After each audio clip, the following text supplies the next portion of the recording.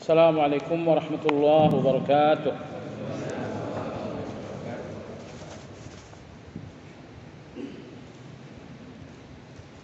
الحمد لله نحمده ونستعينه ونستغفره ونعوذ بالله من شرور أنفسنا ومن سيئات أعمالنا. من يهد الله فلا مضل له ومن يضلل فلا هادي له. أشهد أن لا إله إلا الله وحده لا شريك له وأشهد أن محمدا عبده ورسوله لا نبي بعده. اللهم صل وسلم على محمد وعلى آله وأصحابه ومن اتبعهم بإحسان إلى يوم الدين.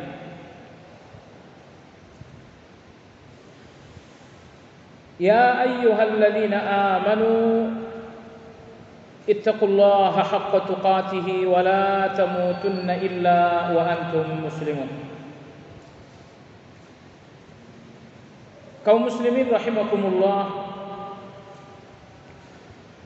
kajian Asmaul Husna malam ini insyaallah memasuki dan melanjutkan pembahasan tentang nama Allah yang keenam, yaitu Al-Wahid.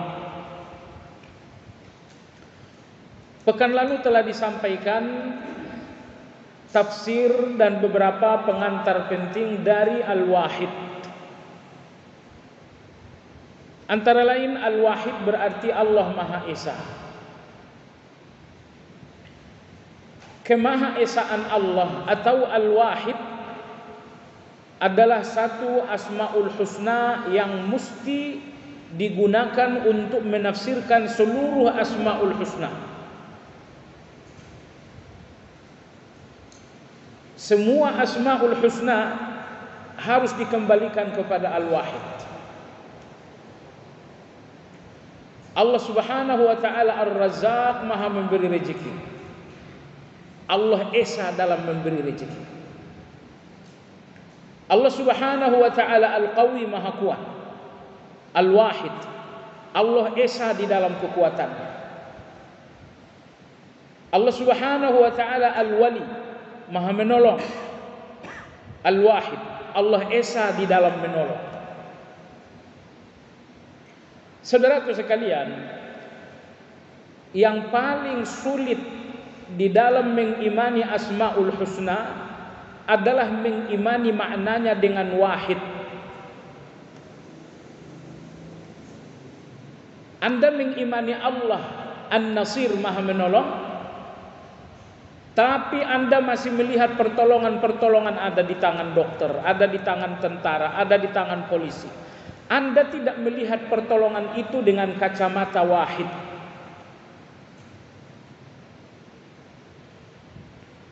Allah Subhanahu wa taala Ar-Razzaq. Tapi apakah Anda melihat rezeki itu dengan kacamata wahid? Kenyataannya sulit. Saya masih melihat rezeki itu ada dalam ikhtiar. Saya masih melihat rezeki itu ada di dalam usaha. Dan perhatikan, semakin saya memandang rezeki ada di dalam ikhtiar, maka semakin lemah yakin dan tawakal saya rezeki di tangan Allah. Semakin saya yakin pertolongan ada di tangan dokter, semakin lemah yakin saya terhadap pertolongan Allah.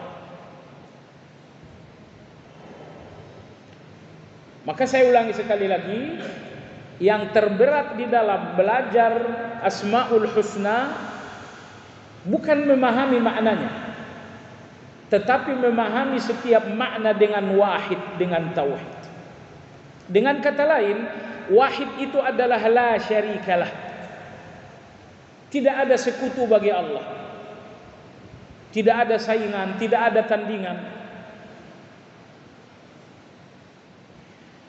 10 kali selesai salat maghrib dan subuh, Anda membacakan la ilaha illallah. Anda tegaskan lagi, wahdahu, dia betul-betul esa. Anda tegaskan lagi, la syarika lahu, enggak ada sekutu, enggak ada yang sama dengan Allah. Wahdahu la syarikalah. Inilah pegangan di dalam memahami semua yang terkait dengan Allah. Allah Maha menolong, pertolongan Allah wahdahu, hanya dari Dia. La syarikalah, enggak ada sekutu bagi Allah dalam pertolongannya. Allah Ar-Razzaq, la syarikalah, tidak ada sekutu bagi Allah dalam soal rezeki. Allah Subhanahu wa taala Al-Qawi Maha Kuat, la syarikalah, tidak ada sekutu bagi Allah di dalam kekuatan.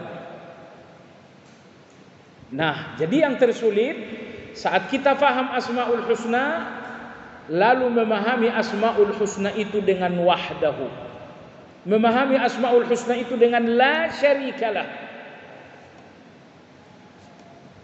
Orang-orang munafik pun tahu kalau Allah itu Maha memberi rezeki, tapi mereka tidak melihat Maha memberi rezeki itu dengan la syarikalah. Sehingga mereka mencari rezeki di dukun-dukun, mereka mencari rezeki di orang-orang pintar, karena mereka tidak melihat Ar-Razzaq dengan la syarikalah.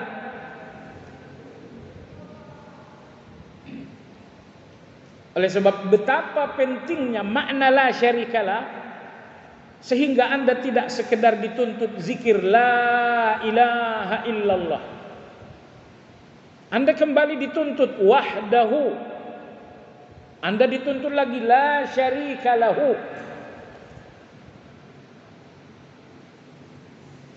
Baik, jadi di antara keagungan Asmaul Husna Al-Wahid, karena semua Asmaul Husna harus kembali kepada wahid, harus difahami dengan wahid. Allah Ar-Razzaq wahid wahdahu, satu-satunya yang memberi rezeki. Allah yang Maha menyembuhkan wahdahu, satu-satunya yang Maha menyembuhkan. Sebelum nama dan sifat Allah Anda pahami dengan wahid atau wahdahu atau la syarikalah, Anda tidak betul-betul beriman. Anda sekedar tahu tapi belum beriman. Maka sering saya katakan dalam kajian Asmaul Husna, sering sekali jamaah sekalian, apa yang kita tahu tidak lantas menjadi kita yakin. Kita tahu Allah Maha menyembuhkan, tapi kita sering ragu dengan apa yang kita tahu itu. Malam ini kita memasuki pembahasan berdoa dengan nama Al-Wahid. Yang pertama adalah doa ibadah. Dalam surat Al-A'raf, Allah memerintahkan kata agar berdoa dengan Asmaul Husna. Walillahil asmaul husna fad'uuhu biha. Hanya Allah yang memiliki Asmaul Husna, maka berdoalah kepada Allah dengan Asmaul Husna. Di akhir surat Al-Isra, Allah kembali memerintahkan kita berdoa dengan Asmaul Husna. Qul ud'ullah aw ud'ur rahman ayyamma tad'u falahul asmaul husna. Berdoalah kepada Allah dengan menyebut Allah, dan berdoalah kepada Allah dengan menyebutkan Ar-Rahman. Berdoa dengan menyebut nama Allah memiliki dua pengertian. Pertama doa ibadah, yang kedua doa masalah. Kadang-kadang doa itu artinya ibadah, kadang-kadang doa itu artinya permintaan. Maka kalau disebutkan dengan doa ibadah, maksudnya adalah ibadah. Apa saja ibadah-ibadah yang terkandung di dalam nama Allah Al-Wahid? Imam Ibnu Qayyim rahimahullah, beliau berkata, orang yang paling sempurna mengibadahi Allah adalah orang yang paling memahami Asmaul Husna. Karena di setiap Asmaul Husna terdapat ibadah-ibadah khas. Salah satu contoh misalnya al-wakil. Apa ibadah khas yang terdapat di dalam al-wakil? Jawabannya adalah tawakal. Contoh yang kedua adalah al-qawi, Allah Maha Kuat. Ibadah apa yang terkandung di dalam al-qawi? Rasa takut. Allah Maha Kuat, saya takut. Allah al-wakil, saya bertawakal. Dan yang tentu dalam satu Asmaul Husna enggak cuman terdapat satu ibadah, tapi kadang-kadang terdapat beberapa ibadah di dalam Asmaul Husna itu. Dan ingat jamaah sekalian, ketika Anda menjalankan ibadah dan Anda sadar ibadah ini dari nama Allah yang mana, Anda akan merasakan hubungan ibadah ini dengan Allah. Contoh, Anda bertawakal. Di dalam tawakal itu Anda berkata hasbi Allah wa ni'mal wakil, wakil. Berarti di dalam tawakal itu saya berhubungan dengan nama al-wakil. Sehingga jamaah sekalian, satu ibadah akan memiliki cita rasa yang khas ketika Anda sadar bahwa ibadah ini berhubungan dengan nama Allah A, nama Allah B, nama Allah C. Ketika Anda berdoa berhubungan dengan nama Allah yang mana? As-Sami', Allah Maha mendengar. Al-Qarib, Allah Maha dekat. Al-Mujib, Allah Maha mengabulkan. Anda berdoa dan ini berhubungan dengan minimal 3 Asmaul Husna. Allah mendengar, Allah Maha dekat, Allah Maha mengabulkan. Tentu saja cita rasa doa itu akan lebih nikmat, lebih lezat ketika Anda merasakan ketiga Asmaul Husna ini. Anda berdoa, Anda rasakan Allah sedang dengar. Anda berdoa, Allah rasakan Allah itu dekat. Anda berdoa, Anda yakin Allah akan mengabulkan. Tapi bayangkan kalau Anda berdoa dan gak rasain Allah dengar, gak merasakan Allah dekat, gak yakin Allah Maha mengabulkan, doa ini akan garing, akan kering, tidak ada cita rasa apalagi nikmatnya sama sekali. Jadi orang yang paling sempurna mengibadahi Allah adalah orang yang paling memahami Asmaul Husna. Baik, apa ibadah-ibadah yang terkandung di dalam nama Allah Al-Wahid? Yang pertama, Allah Ta'ala huwal ilahul wahidul ahadul ladzi la ilaha illa huwa wahdah la syarikalah. Allah itu esa, tidak ada sekutu bagi Allah. Keesaan ng Allah yang pertama adalah fi dzatihi. Anda wajib mengimani Allah esa di dalam zat. Zat Allah esa, iya. Apa maksudnya? Lam yalid wa lam yulad wa lam yakul lahu kufuwan ahad. Zat Allah itu tidak datang dari kelahiran. Dia tidak melahirkan, tidak dilahirkan. Allah memiliki zat, tapi zat itu tidak muncul, tidak datang dari kelahiran. Kalau zat Allah datang dari kelahiran, berarti zat itu tidak esa. Karena ada ayah yang melahirkan, ya ayah dan ibu yang melahirkan. Dan kalau Allah melahirkan berarti zat itu pun tidak esa. Karena ada anak yang dilahirkan. Maka keesaan zat ditegaskan oleh Allah, lam yakul lahu kufuwan ahad. Enggak ada yang sama dengan Allah. Karena tidak ada orang tua yang menjadi kesamaan, tidak pula ada anak yang menyamai. Inilah yang dimaksud dengan keesaan zat. Menyebutkan Allah dengan zat disebutkan sendiri oleh Nabi kita sallallahu alaihi wasallam. Maka ketika Nabi Ibrahim alaihi salam didatangi oleh semua penghuni mahsyar di akhirat untuk supaya Nabi Ibrahim memberikan syafaat. Nabi Ibrahim alaihissalam tidak bisa memberi syafaat karena 3 dusta sepanjang hidup. Kata Nabi SAW, kulluhunna fi zatillah. 3 dusta Nabi Ibrahim itu untuk zat Allah. Ini menunjukkan bahwa Allah disebut dengan zat. Anda jangan tafsirkan zat itu dengan fisik, apalagi tubuh. Allah punya fisik, Allah punya tubuh.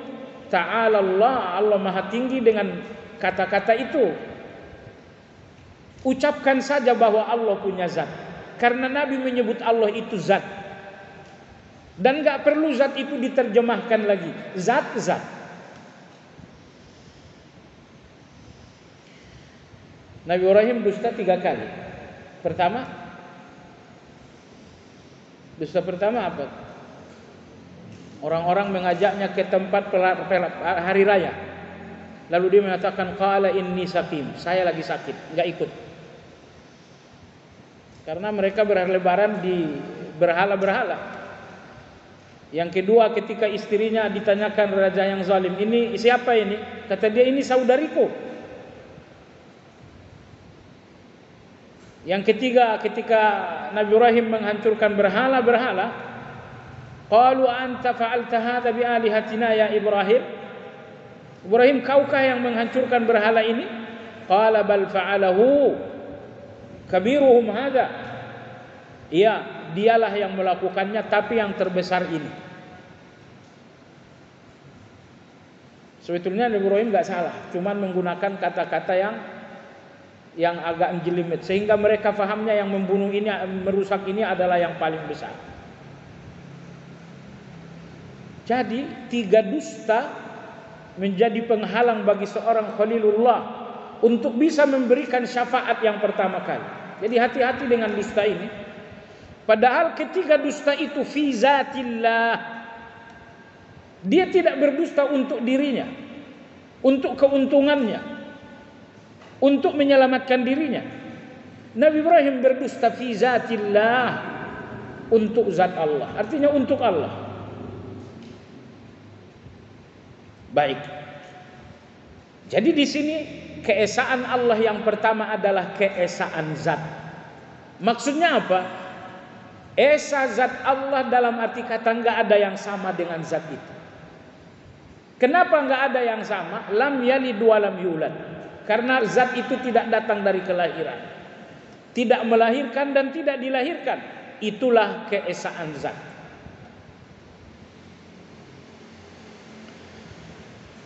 Di antara bentuk keesaan zat, tidak menyebutkan beberapa kalimat-kalimat Al-Quran sebagai organ tubuh.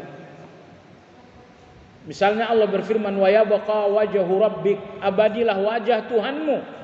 Wajah ini adalah organ bagi Allah. Organ. Allah itu esa. Zatnya tidak terpotong-potong, tidak berorgan-organ. Allah memiliki wajah, betul, tapi wajah itu tidak boleh difahami dengan organ. Terus wajah Allah itu adalah zat Allah. Baik, kita lanjutkan. Wala fi sifatihi, Allah pun esa, tidak ada sekutu bagi Allah di dalam sifat-sifatnya. Allah pun esa di dalam sifat-sifatnya. Esa dalam arti kata tidak ada sekutu bagi Allah di dalam sifat-sifatnya. Ini yang tadi kita jelaskan di awal. Allah Subhanahu wa taala Al-Qadir, Maha Mampu. Allah esa di dalam kemampuannya. La syarikalah, karena tidak ada sekutu bagi Allah dalam kemampuan itu. Allah Subhanahu wa taala An-Nasir, Maha menolong. Esa Allah di dalam menolong. La syarikalah, tidak ada sekutu bagi Allah dalam menolong.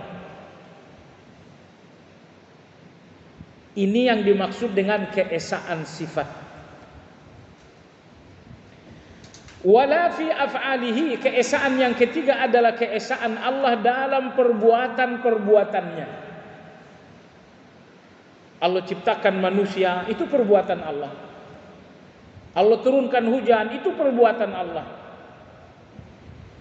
Allah pun mengatur siang dan malam, itu pun perbuatan Allah. Adakah pihak yang menolong, membantu, menjadi sekutu bagi Allah dalam perbuatan-perbuatan Allah? Jawabannya tidak. Karena Allah esa di setiap perbuatan. Saya punya perbuatan seperti misalnya saya belajar. Bisakah saya menunggal esa di dalam belajar? Enggak bisa. Saya butuh buku yang ditulis orang lain. Saya butuh guru yang mengajarkan buku. Bahkan saya butuh teman untuk taman diskusi. Belajar adalah perbuatan saya, tapi saya tidak esa di dalam perbuatan belajar itu. Dan perhatikan jemaah sekalian, tidak ada satupun perbuatan Anda yang bisa Anda jalankan dengan esa. Tidur, Anda bisa tidur sendirian? Enggak. Kalau ada anak-anak yang ribut, Anda nggak bisa tidur. Jangankan anak-anak, nyamuk saja terbang bolak-balik di telinga kita, kecilnya nyamuk itu nggak bisa tidur kita. Jadi tanpa dukungan pihak lain, tidak satupun perbuatan bisa dilakukan manusia. Makan, bisakah Anda esa di dalam makan? Tidak. Harus ada yang memasak. Harus ada petani. Petani yang menanam beras, petani yang memakan sayur. Maka betapa maha agungnya Allah Azza wa Jalla, tidak ada sekutu bagi Allah dalam perbuatan. Semua perbuatan Allah adalah perbuatan di atas kemahaesaan. Berbeda dengan manusia. Enggak satu pun perbuatan manusia tanpa sekutu. Semua perbuatan manusia harus dengan adanya sekutu. Perbuatan paling rendah, paling mudah tersenyum. Bisakah Anda senyum dengan esa tanpa siapa-siapa? Coba aja nanti. Pulang dari Muhajirin, jalan di gang sana, senyum sendirian. Apa kata orang? Oh, habis ngaji jadi senyum sendiri dia. Jadi ternyata senyum perbuatan yang paling ringan saja Anda nggak bisa menjalankannya dengan esa. Apa yang ingin kita jelaskan di sini? Hamba adalah hamba syarikalah. Hamba membutuhkan sekutu-sekutu dalam perbuatan. Tetapi Allah la syarikalah, tidak ada sekutu bagi Allah dalam perbuatan-perbuatan. Muncul pertanyaan, kalau Allah tidak butuh sekutu dalam perbuatan-perbuatan, kenapa ada malakul maut untuk kematian? Kenapa ada malaikat Mikail untuk bagi-bagi rezeki? Kenapa ada malaikat Jibril untuk menyampaikan wahyu? Kenapa Allah tidak ambil alih saja dengan kemahaesaannya?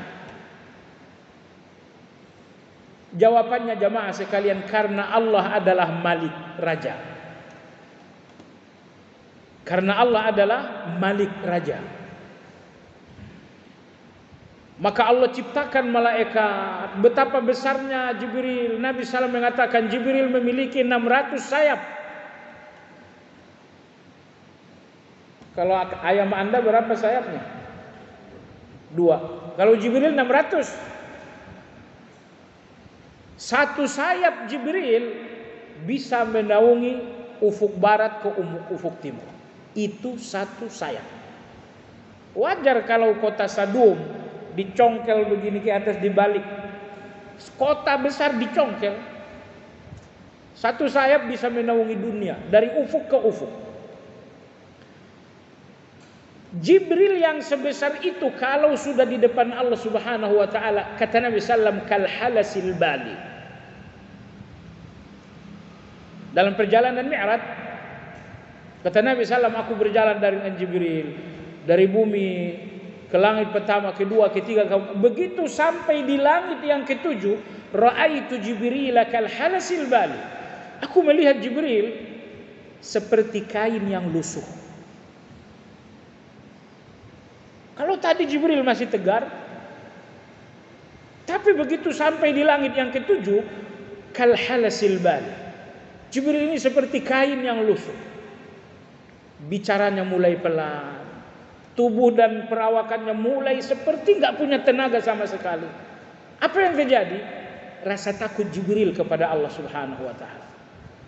Nah, sekarang Anda bayangkan, jika Jibril dengan tubuh sebesar itu, kemampuan seperti itu, di depan Allah seperti kain yang lusuh, Anda bisa bayangkan betapa agungnya Allah Azza wa Jalla. Jadi Allah memerintahkan malaikat menurunkan hujan, membagi rezeki, mencabut nyawa, menurunkan wahyu. Padahal Allah itu wahid, la syarikalah. Keterlibatan malaikat ini untuk menampakkan bahwa Allah adalah raja yang memerintah. Bahwa Allah adalah raja yang memerintah. Kalian lihat Jibril yang besar disuruh-suruh oleh Allah. Kalian lihat Mikail yang luar biasa, ternyata suruhan Allah. Sehingga kebesaran Allah, keagungan Allah akan nampak ketika Allah perintahkan malaikat-malaikat ini. Ketika Allah suruh malaikat-malaikat ini. Dalam surat Al-Anbiya Allah berfirman, la yasbiqunahu bil qaul wa hum bi amrihi ya'malun.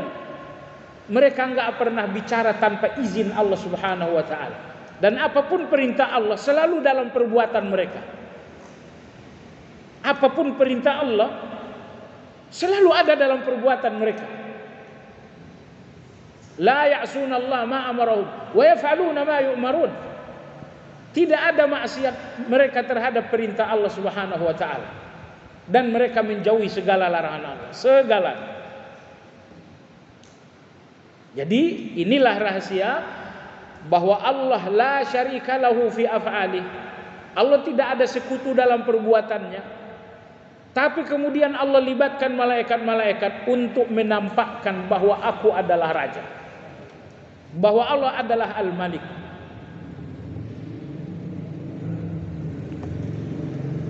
Fala yajuzu an yushabbaha Allah Ta'ala bi syai'in minal makhluqat. Maka tidak dibenarkan menyamakan Allah dengan makhluk. Karena wahid, arti wahid artinya Allah enggak sama. Maka keimanan pertama dengan wahid, jangan samakan Allah dengan makhluk. Ada tiga yang menyamakan Allah, tiga bentuk kesamaan Allah dengan makhluk. Ini semuanya mungkar. Yang pertama, menyamakan Allah dengan manusia. Ini yang dilakukan orang-orang Yahudi.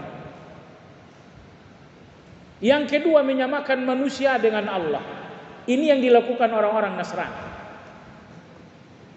Yang ketiga, menyamai Allah. Dia sendiri yang menyamai Allah. Ini yang dilakukan oleh Fir'aun. Baik. Allah wahid esa dalam arti kata tidak ada yang sama dengan Allah. Syirik pertama datang dari orang Yahudi karena mereka menyamakan Allah dengan manusia. Maksudnya apa? Orang-orang Yahudi mensifati Allah dengan sifat manusia. Orang Yahudi mengatakan, wa qalatil yahud yadullahi maghlulah. Orang-orang Yahudi berkata Allah itu pelit. Pelit itu sifat manusia. Tiba-tiba sifat manusia ini disifatkan kepada Allah. Ini namanya menyamakan Allah dengan manusia. Dalam ayat lain mereka mengatakan, innallaha faqirun wa nahnu aghniya. Orang Yahudi berkata, Allah itu fakir, kita yang kaya. Ini orang-orang miskin. Allah enggak ngasih makan, kita justru yang ngasih makan. Allah fakir, kita yang kaya. Jadi mereka mensifati Allah dengan sifat manusia. Ini namanya menyamakan Allah dengan manusia. Ini hukumnya syirik. Syirik yang kedua datang dari orang-orang Nasrani, menyamakan manusia dengan Allah. Maksudnya manusia disifati dengan sifat Allah. Nabi Isa itu manusia, tapi mereka mengatakan bahwa wa qalatin nasara al-masih ibnullah. Orang-orang Nasrani berkata Isa adalah anak Allah. Mereka mensifati Isa dengan sifat Allah. Yang ketiga adalah syirik Fir'aun. Fir'aun itu enggak mensifati Allah dengan sifat manusia. Fir'aun pun tidak mensifati manusia dengan sifat Allah. Tapi Fir'aun mensifati dirinya dengan sifat Allah. Qala ana rabbukumul a'la. Saya Tuhan kalian yang maha tinggi. Sekarang masih ada enggak syirik Fir'aun ini? Banyak. Saya dan Anda salah satunya. Maksudnya apa? Takabur itu sifat siapa? Kenapa Anda takabur, saya takabur? Yang maha menciptakan itu sifat Allah. Kenapa ini mematung yang itu kemudian membuat berhala? Sampai di sini ambil kesimpulan yang sangat penting bahwa tauhid itu adalah adil, syirik itu adalah zalim. Maksudnya apa? Syirik itu mensifati manusia dengan Allah, sifat Allah. Mensifati Allah dengan sifat manusia. Syirik. Dan tauhid itu mensifati Allah dengan sifat Allah dan mensifati manusia dengan sifat, itulah tauhid. Maka Allah menyebutkan tauhid itu adil. Qa'iman bil qist. Ya, syahidallah annahu la ilaha illahu wal malaikatu wa ulul ilmi qa'iman bil qist la ilaha illahu. Allah menyebutkan la ilaha illallah itu al-qist, keadilan. Lalu dalam surat Luqman Allah menyebutkan syirik itu adalah kezaliman. Inna syirka la zulmun azim. Pertanyaan, kenapa Allah sebutkan syirik kezaliman? Karena syirik itu mengubah segala-galanya. Mensifati Allah dengan sifat manusia, mensifati manusia dengan sifat Allah, bahkan mensifati diri dengan sifat Allah.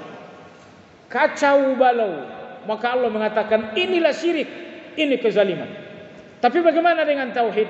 Tauhid itu kata Allah qa'iman bil qist, keadilan. Karena tauhid itu mensifati Allah dengan sifat Allah, mensifati manusia dengan sifat manusia, adil. Sifat Allah untuk Allah, sifat manusia untuk manusia. Qist, ini adalah keadilan. Ini adalah keadilan. Maka di antara misi kita belajar Asmaul Husna ini mengenal sifat Allah agar kita enggak bersifat dengan sifat itu. Sebelumnya ingin saya jelaskan ada dua sifat Allah. Pertama sifatul jalal, yang kedua adalah sifatul jamal. Yang dimaksud dengan sifatul jamal, sifat keagungan dan kebesaran. Ini tidak boleh ada dalam diri Anda. Al-Mutakabbir, Allah Maha Sombong. Al-Aziz, Allah Maha Perkasa. Al-Qawi, Allah Maha Kuat.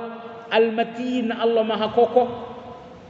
Semua sifat-sifat kebesaran tidak boleh ada dalam diri Anda. Lalu sifat yang kedua bagi Allah sifatul jamal, sifat-sifat keindahan dan kebaikan. Ini yang mesti ada dalam diri Anda. Allah Ar-Rahman, maka Anda pun penyayang. Allah Ar-Razzaq, maka Anda pun dermawan. Allah An-Nasir, maka Anda pun selalu menjadi pertolongan bagi orang lain. Jadi sifat Al-Jalal khas bagi Allah. Adapun sifat Al-Jamal itu yang mesti ada dalam diri kita, tapi sesuai dengan kapasitas manusia kita.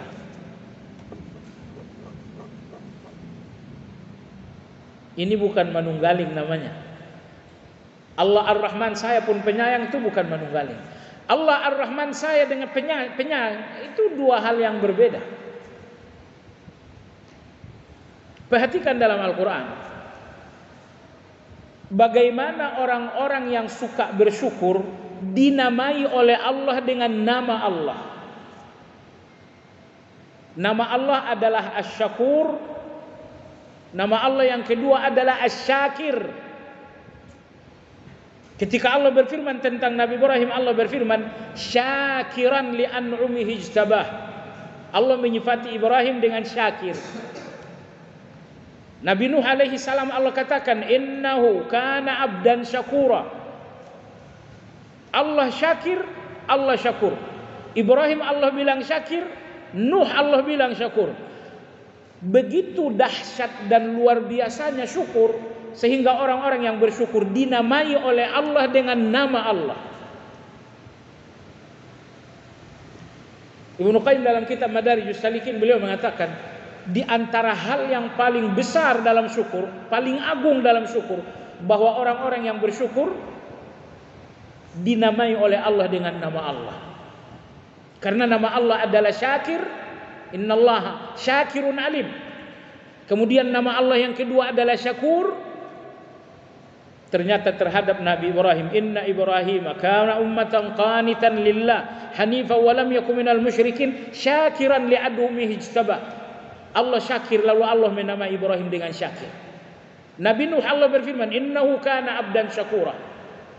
Allah syakur, Allah menamai Nuh dengan syakur juga. Kata Imam Ibnu Qayyim, betapa agungnya syukur seorang hamba, sehingga hamba yang bersyukur Allah namai dengan nama Allah sendiri. Hubungannya dengan kajian kita, bahwa sifat-sifat Allah yang jamal itu yang mesti ada dalam diri Anda. Allah syakir, Anda pun harus menjadi orang yang bersyukur. Lalu sifat apa yang enggak boleh ada dalam diri Anda? Jawabannya adalah sifatul jalal. Segala sifat-sifat kebesaran Allah. Al-Ghani, Allah Maha Kaya, Anda enggak boleh merasa kaya. Al-Qawi, Allah Maha Kuat, Anda enggak boleh merasa kuat. Baik. Fahuwal wahidul ladzi laisa lahu niddun wala nadhir. Maka Allah adalah Esa, laisa lahu niddun wala nadhir, tidak ada tandingan dan tidak ada saingan. Saat ini Bapak Presiden kita kuat karena tidak ada pemilu. Begitu datang pemilu, datang saingan, posisi Pak Presiden lemah. Posisi Pak Presiden lemah. Pak RT, RW, Lurah, Bupati dan Gubernur saat ini tidak musim pemilu, posisi mereka kuat karena tidak ada saingan. Tapi begitu datang musim pemilu, saingan datang, uangnya banyak, manajemennya bagus, posisi semakin lemah. Bagaimana dengan Allah? La nidda lahu wa la nadhir. Tidak ada tandingan, tidak ada saingan.